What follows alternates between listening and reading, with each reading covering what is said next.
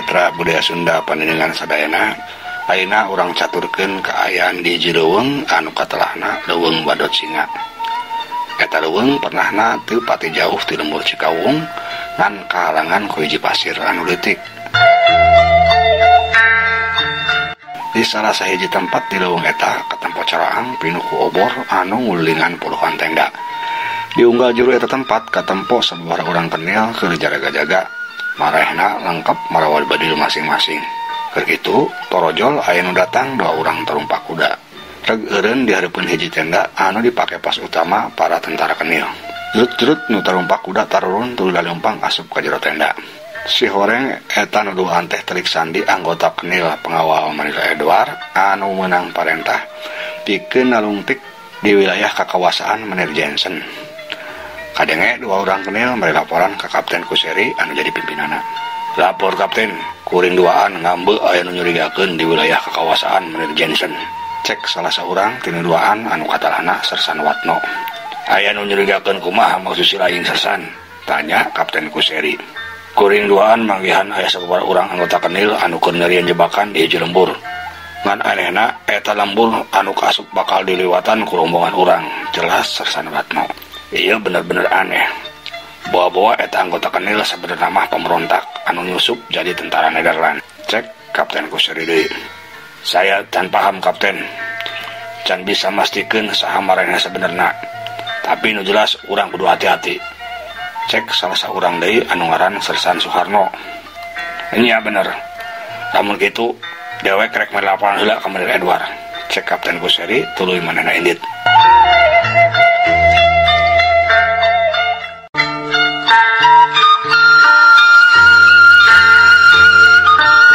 Di tempat lain, bareng jeung datangna 2 anggota telik sandi tadi, aya hiji bayangan bodas anu keur kokolebatan luncat tina hiji pucuk tangkal kana pucuk tangkal lainna.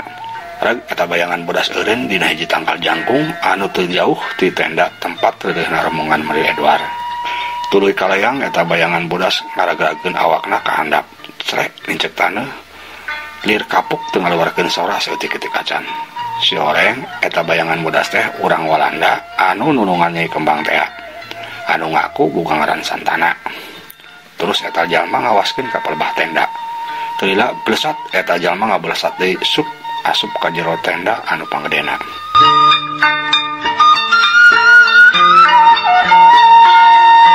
Barang asup ka jero tenda, breh teh di eta tenda aya saurang awewe anu geus boga umur. Katempo keur diuk bae dina kursi sorangan. Ditempo tina rupana mah eta awewe teh urang pribumi. Barang nempo aya jalma nu asup eta awewe mani curinghak. Edward anakku, dari mana aja kamu? Bikin mami jadi cemas aja. Cek eta awewe anu si horeng teh indungna Manir Edward anu katalahna Nyai Randita. Jadi ari Manir Edward teh saurang Indo bapana Belanda, indungna orang pribumi. Jadi si horeng di dieu karek kanyohoan jalma Walanda anu nulungan Nyai Kembang teh Manir Edward. Manehna ngaku boga ngaran Santana, da memang ari ngaran Sunda mah dibere ku indungna teh ngaranna Santana. Pok Manir Edward alias Santana ngajawab omongan indungna Nyai Randita teh. Maafkan ik mami, ik bersalah pergi tanpa izin dulu sama mami. Ik sengaja pergi karena ingin tahu bagaimana keadaan di wilayah di mana Ik nantinya akan jadi residen. Tembal Manir Edward. Iya, tapi lain kali kamu jangan begitu sayang. Hampir aja copot jantung mami karena cemas sama kamu. Cek Nyai Randita. Oke mamiku sayang, sekali lagi Ik minta maaf. Tembal Manir Edward balik celengok dia mentarang indungna. Kamu bisa aja merayu mami. Cek Nyai Randita. Oh iya mami, Ik hampir lupa mau kasih kabar sama mami. Emangnya ada apa? Gini mami, tadi Ik ketemu sama seorang nona orang pribumi. Nah dia itu kelihatan seorang pendekar silat. Nona itu benar-benar cantik. Ik langsung aja suka sama itu nona. Cek Manir Edward. Oh ya? Siapa dia namanya? Tanya Nyai Randita bari imut. Aduh, aku sampai lupa gak sempat nanya siapa nama nona itu. Tapi Ik tidak mungkin lupa sama wajahnya. Terus apa mau kamu? Nanti kalau pekerjaan Ik udah beres, Ik minta mami untuk ngelamar dia ya. Aku ingin nikah sama dia. Cek Manir Edward. Oke, Mami setuju aja. Siapapun perempuan yang kamu suka, asal orangnya baik, Mami pasti kasih restu. Tembal Nyai Randita.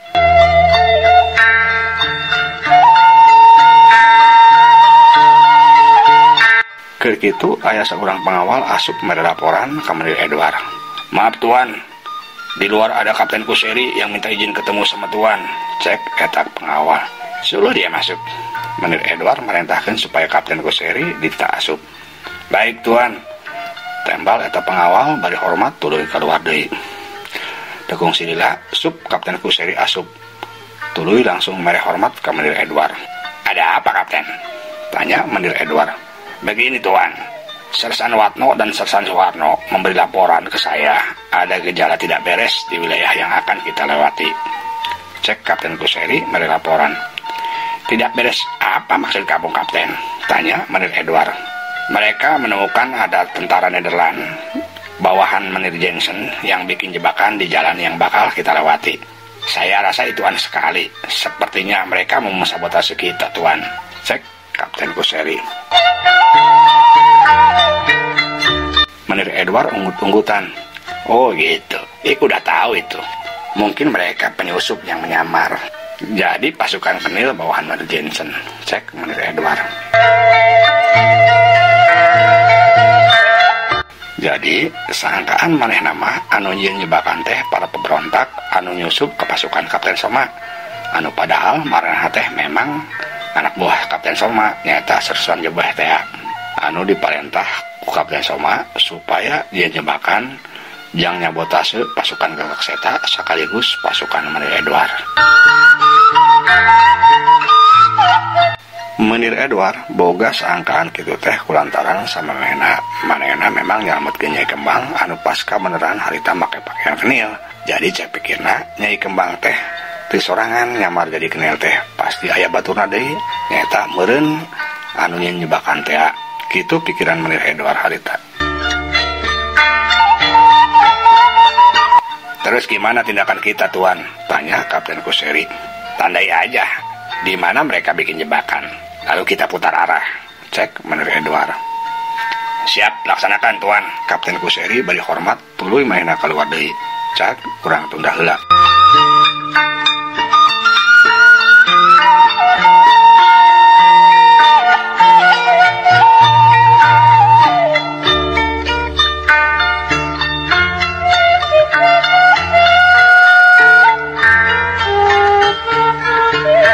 Ayeuna caturkeun Sang Surya geus mimiti rek wijil ti belah wetan.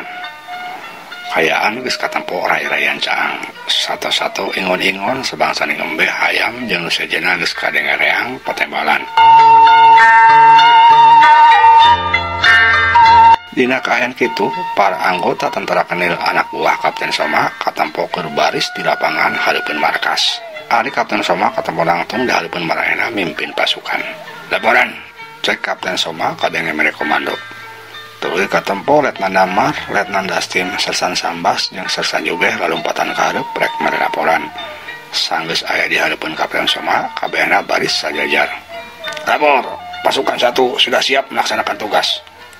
Pasukan kami mengambil posisi di sebelah barat Kampung Cikawung. Jumlah pasukan 40 orang. Cek Letnan Damar mere laporan. Bagus. Segera laksanakan. Cek Kapten Soma. Laksanakan. Tembal Letnan Damar hormat satulunya balik deui ke posisina. Teulila pasukan Letnan Damar katempo arindit ninggalkeun eta tempat.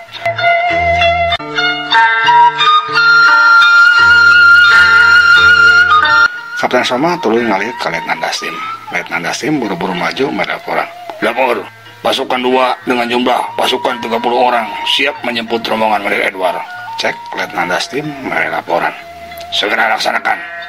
Tembal Kapten Soma. Sarua jeung Letnan Damar satuluyna Letnan Dastim hormat tuluy balik deui ka pasukanna. Saterusna pasukan Letnan Dastim arindit ninggalkeun eta tempat.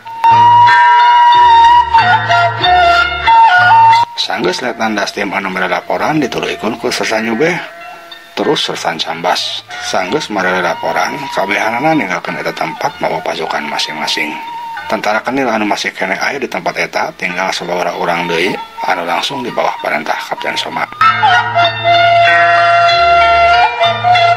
Bareng yang kejadian eta di luhur hiji tangkal aya 2 urang jalma marage pakaian hideung keur ngawaskeun gerak-gerik tentara Kenil. Si oreng eta jalma 2 teh anggota kelompok gagak seta anak buah Den Arip. Sanggeus para tentara Kenil nalinggarkeun eta tempat, plesat eta 2 jelema ngablesat indit.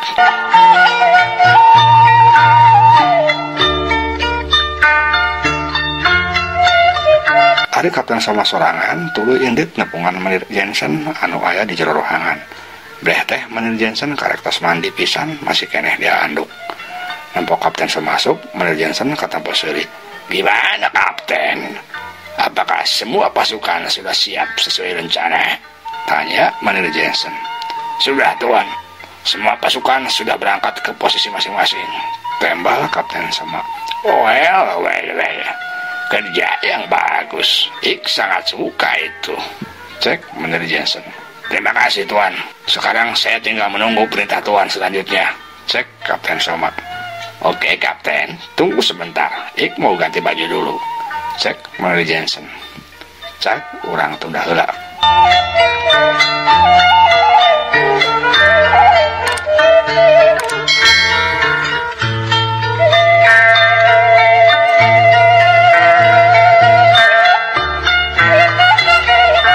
Ayeuna urang caturkeun Den Arip jeung pasukana anu keur nyomput di luhur pasir bari terus ngawaskeun gerak-gerik pasukan Kenil.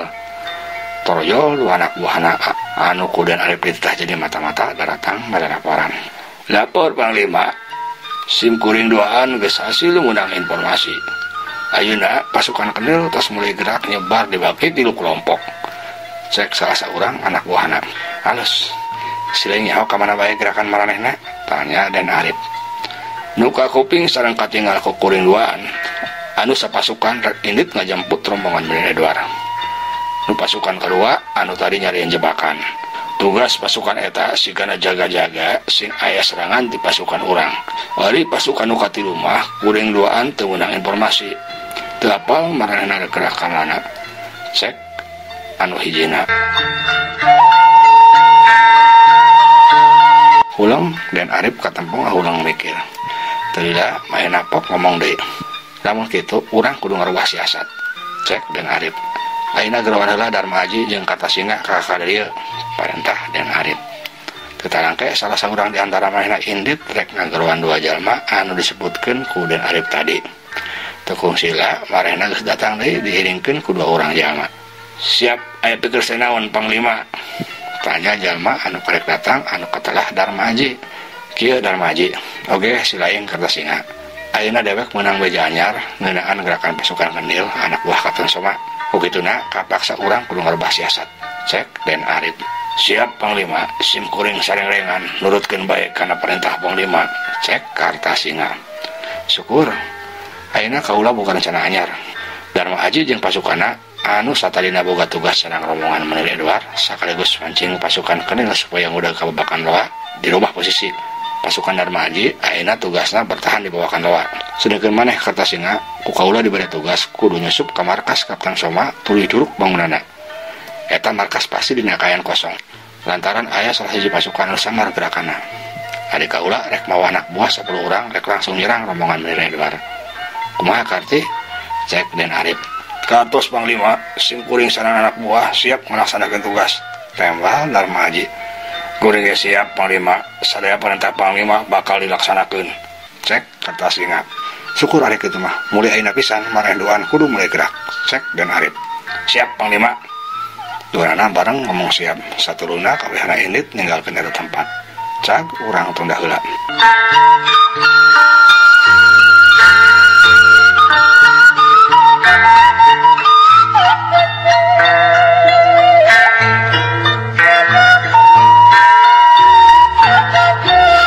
Ayeuna caturkeun kaayaan Nyimas Kurniasih alias Nyai Kembang samemeh dur subuh manehna geus aya deui di imahna. Tuluy pura-pura ngaringkep di kamarna.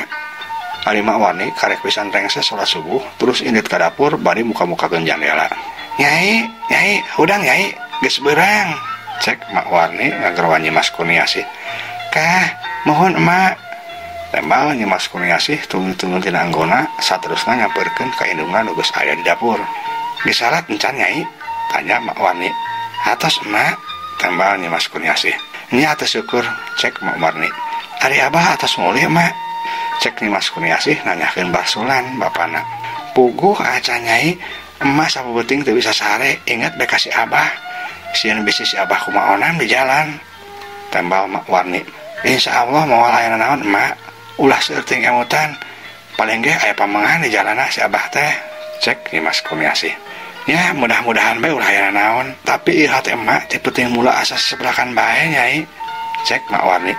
Ah, eta mah raraosan emak bae panginten, ulah diimutan teuing emak. Insyaallah abah mah moal aya naon, tembal Nyimas Kurniasih bari mahina ge sabenerna mah ngarasa tageur hatena inget bae ka bapana.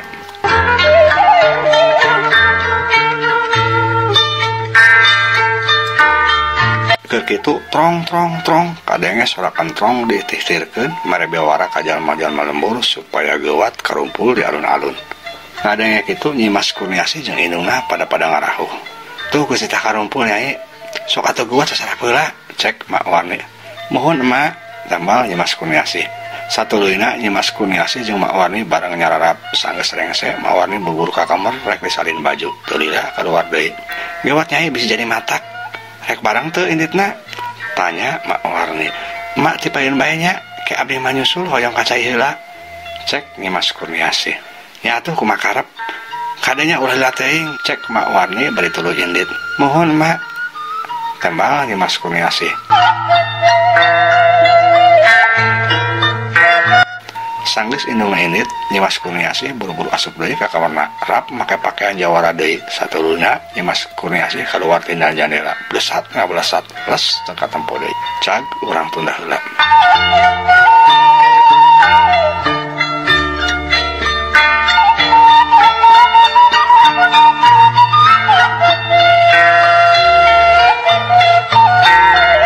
Ayeuna balik deui nyaritakeun kaayaan di tempat reudeuhna Menir Edward. Harita rombongan Menir Edward geus siap-siap rek arindit. Salah seorang anak buahna nepungan Menir Edward mere laporan. Lapor tuan, rombongan sudah siap untuk berangkat, cek anak buahna Menir Edward. Oke, siap kan kuda buat ik, tembal Menir Edward. Sanggeus kitu jalma nu mere laporan buru-buru keluar deui. Ari Menir Edward terus nyamperkeun ka indungna. Mami, sebaiknya Mami pergi duluan ya. Ik mau temui dulu Ronald, cek Menir Edward. Iya baiklah. Tapi kamu jangan lama-lama. Terus hati-hati, Mami udah dengar kabar kalau Ronald itu tidak suka sama kamu, cek Nyai Randita indungna Menir Edward. Oke Mami, tenang aja. Ik juga udah tahu itu, tembal Menir Edward. Satuluyna Nyai Randita indit heula keluar. Ari Menir Edward indit oge nepungan aditarena anu ngaran Menir Ronald.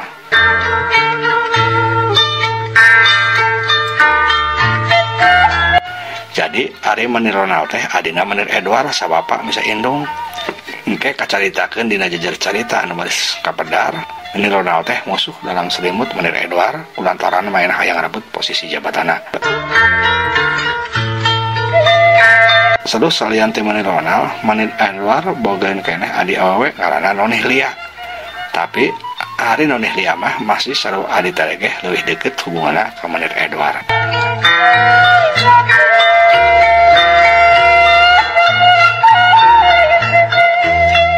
Ayeuna kocapkeun Menir Edward geus aya di tendana Menir Ronald. Katempo moranena keur paduaan ngomong. Ada apa abang nemeuk? Cek Menir Ronald siga nu kaget. Begini adik, Ik minta adik gantikan dulu posisi Ik sebagai kepala rombongan. Tapi kamu jangan kasih tahu Mami ya, cek Menir Edward. Loh, emangnya kenapa abang? Menir Ronald ngerasa heran. Udah, kamu jangan banyak nanya. Ik ada perlu dulu. Ntar kalau udah sampai di kantor bupati, kita tukar lagi posisinya, cek Menir Edward. Oke kalau begitu abang, Ik setuju aja, cek Menir Ronald. Well. Oh iya, kamu harus pakai baju Ik, juga tanda pangkatnya, cek Menir Edward. Oke abang, tembal Menir Ronald, hatena ngerasa bunga, tuluy ngakerentes. Sekarang kau bilang cuma sebentar Edward, tapi Ik ingin selamanya pegang jabatan kamu, cek kerentes Menir Ronald.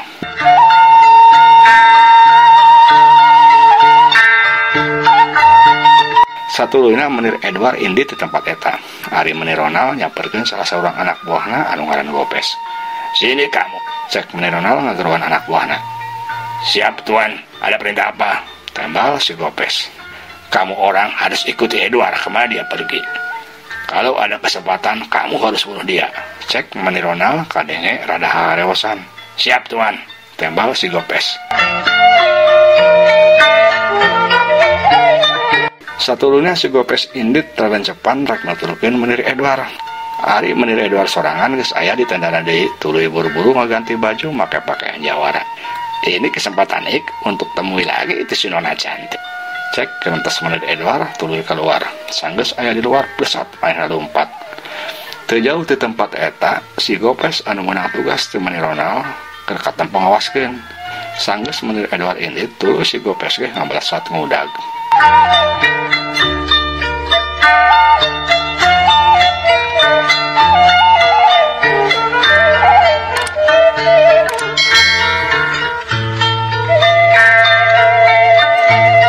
Mitra budaya Sunda panjenengan sadayana manawi sakitu heula dongeng Sunda anu judulna Nyimas Kumiasih atanapi kajen ajer tutumpuran bagian kagenep. Insyaallah dina sanes waktos urang teraskeun deui. Ieu dongeng karangan Priwados Kang Awun Burhanuddin oge dipedar ku Priwados. Hapunten kakirangana mugia katampi kalayan kabingahan. Assalamualaikum warahmatullahi wabarakatuh.